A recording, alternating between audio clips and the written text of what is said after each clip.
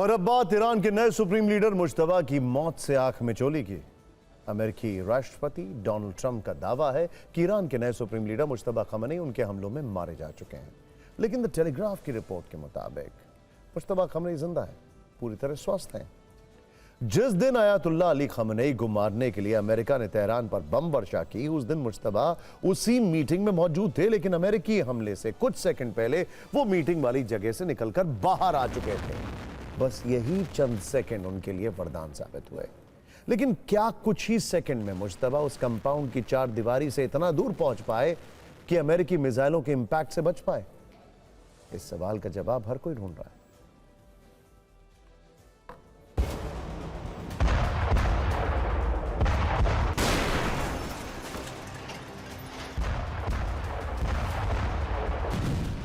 Iran के नए supreme leader Mushtaba Khamenei पर सस्पेंस बरकरार है। ईरान की सरकार कह रही है कि वो जिंदा है, लेकिन अमेरिका को उनकी बात पर यकीन नहीं है। हालांकि ट्रंप को विश्वास दिलाने के लिए द टेलीग्राफ ने एक ऑडियो क्लिप जारी की। इस ऑडियो क्लिप में मुश्तबा खमेनी का एक करीबी IRGC के अधिकारी से बात कर रहा है। वो अधिकारी उस हमले का जिक्र कर रहा है जिसमें ईरान के पूर्व supreme leader Ayatollah Ali Khamenei मारे गए। ईरानी अधिकारी को यह कहते सुना जा सकता है कि अल्लाह की मर्जी थी कि मुश्तबा किसी काम से बाहर निकल गए। मुश्तबा के उस इमारत से निकलते ही बैलिस्टिक मिसाइलें उस कंपाउंड पर गिरने लगी। एक मिसाइल उस हिस्से पर गिरी जहां अली खमेनी थे। दूसरी मिसाइल ऊपर की मंजिल पर मुश्तबा के आवास पर गिरी। मुश्तबा इस हमले से बच तो गए, लेकिन उनके पैर में मामूली चोट आई।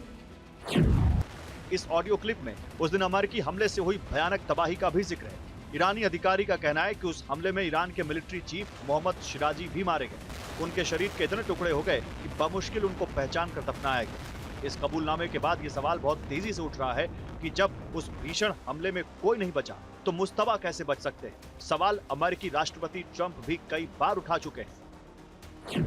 उनका ताजा बयान है कि शायद हवाई हमले में उनका एक पैर चला गया, या हो सकता है कि उनका चेहरा बिगड़ गया है। किसी ने सार्वजनिक तौर पर इस बात की पुष्टि नहीं की है कि वो स्वस्थ हैं, या किसी ने उन्हें जिंदा देखा भी हो। मुझे नहीं पता कि वो मर चुके हैं या नहीं। भले ही ईरान के अधिकारी अपने नए सुप्रीम लीडर के सही सलामत होने का दावा कर रहे हो, लेकिन उनकी सेहत को लेकर कई तरह की अटकलें लगाई जा रही हैं। जिस दिन यह युद्ध शुरू हुआ, उस दिन से लेकर अब तक मुश्तबा खमेनी किसी सार्वजनिक कार्यक्रम में नहीं देखे। पिछले 18 दिनों की जंग में सिर्फ एक बार अपनी जनता के नाम उनका संबोधन आया, और वो भी ऑडियो के जरिए, चेहरा नहीं दिखा।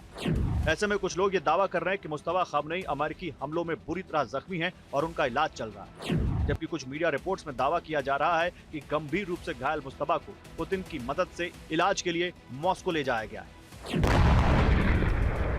खैर, सच्चाई जो भी हो, इतना तो तय है कि सुप्रीम लीडर की गैर मौजूदगी में भी ईरान की सेना अमेरिका और इजराइल को पूरी ताकत से जवाब दे रही है। ट्रंप ने शायद सोचा नहीं होगा कि ईरान की लीडरशिप को खत्म करने के बाद भी वो उसकी मिसाइलों को नहीं रोक पाएंगे।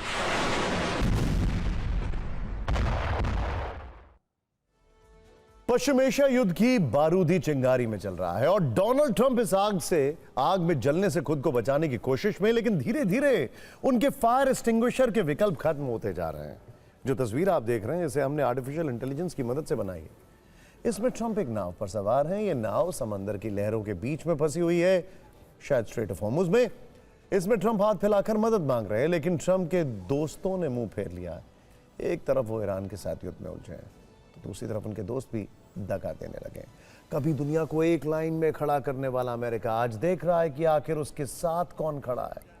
ईरान की तरफ से होर्मुज स्ट्रेट ब्लॉक करने के बाद ट्रंप ने अपने सहयोगियों से अपील की थी कि वो सामने आए, मदद करें, होर्मुज में अपनी वॉरशिप्स भेजें।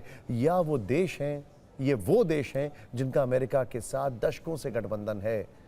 अमेरिका ने इन देशों की न सिर्फ $बिलियन में मदद की है, बल्कि उन्हें सुरक्षा की गारंटी भी दी है। लेकिन आज जब अमेरिका ईरान के साथ युद्ध में उलझा हुआ है और वो अपने दोस्तों से मदद मांग रहा है, तब सबने हाथ खड़े कर लिए हैं। यानी ट्रंप के दोस्तों ने उन पर फ्रेंडशिप वाला टैरिफ लगा दिया है और ट्रंप बिल्कुल अकेले पड़ गए। कल जब डोनाल्ड ट्रंप प्रेस कॉन्फ्रेंस के लिए सामने आए, तो उनके चेहरे पर कई तरीके के भाव थे। कभी वो अपने सहयोगियों से निराश होते, तो कभी ये दावा कर देते कि दुनिया में उनसे ज्यादा पावरफुल कोई और नहीं है। उनके कंफ्यूजन पर हम आगे आपको एक रिपोर्ट जरूर दिखाएंगे। लेकिन ईरान से युद्ध में उलझने के बाद ट्रंप को समझ आ गया है कि अंतर्राष्ट्रीय राजनीति में कोई स्थायी दोस्त नहीं होता।